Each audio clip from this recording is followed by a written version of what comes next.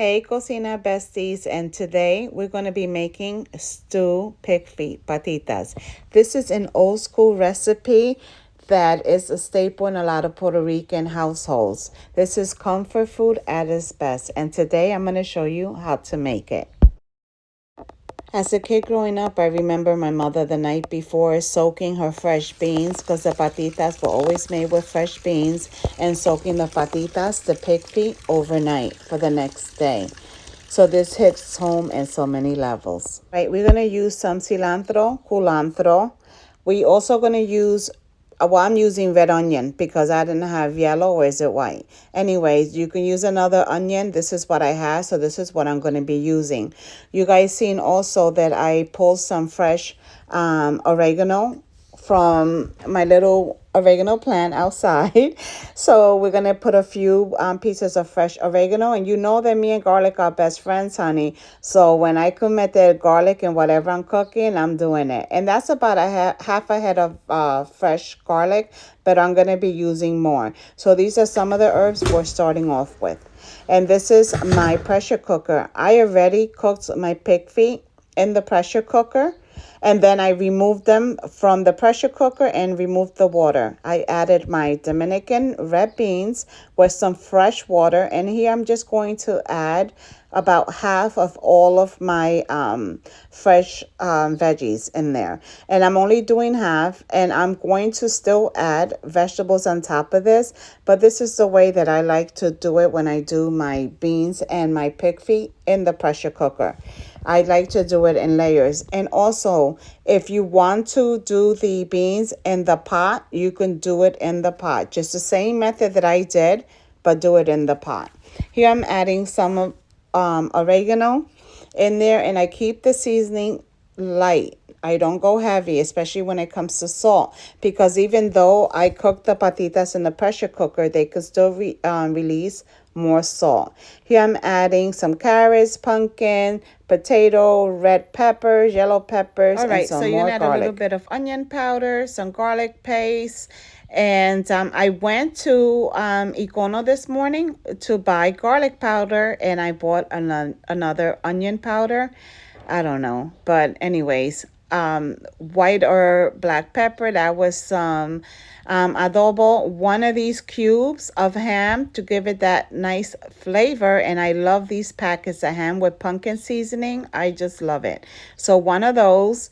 And then we're going to add a whole bunch of cilantro and culantro. All right, my cocina besties. Here are the patitas I made earlier. And I did throw a lot of cilantro and culantro in there because that's what's going to give this whole pot of stew patita that old school flavor. Basically, what you're doing is making fresh sofrito right inside of that pressure cooker. And you can always use your achote oil instead of the sazon powder that I used, even though it is a healthier version. Did I say virgin? Oh my God, Dios mío, ayúdame.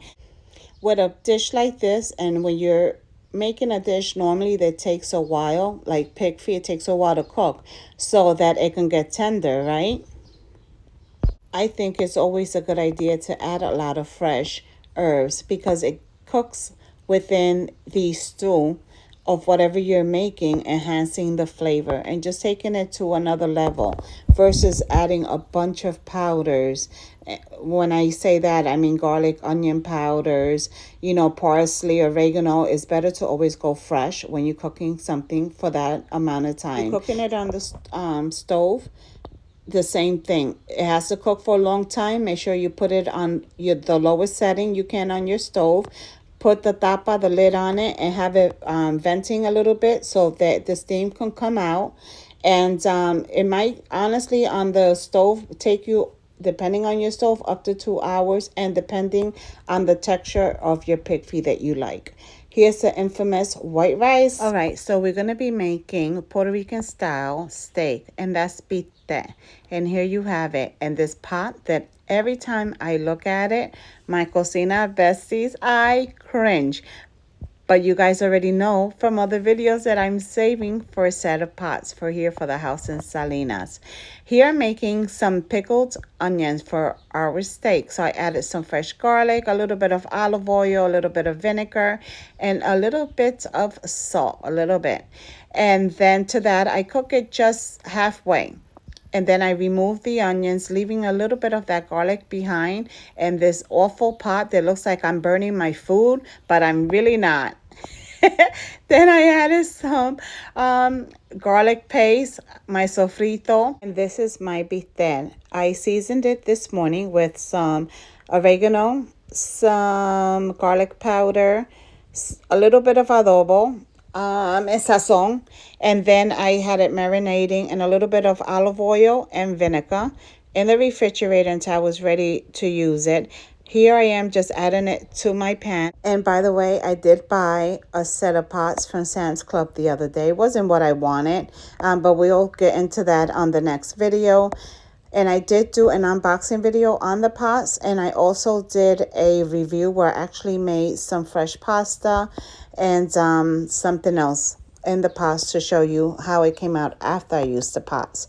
So make sure you look out for both of those videos. But here I am just making the steaks, which did not take very long. These steaks are thin, so they only take probably about 8 minutes to make. So I added my red onions back into the pot. That marinade that my steak was marinating in earlier, full of flavor, added back to the pot. Then I just let everything just marry and get to know each other in the pan until it cooks to how I like it.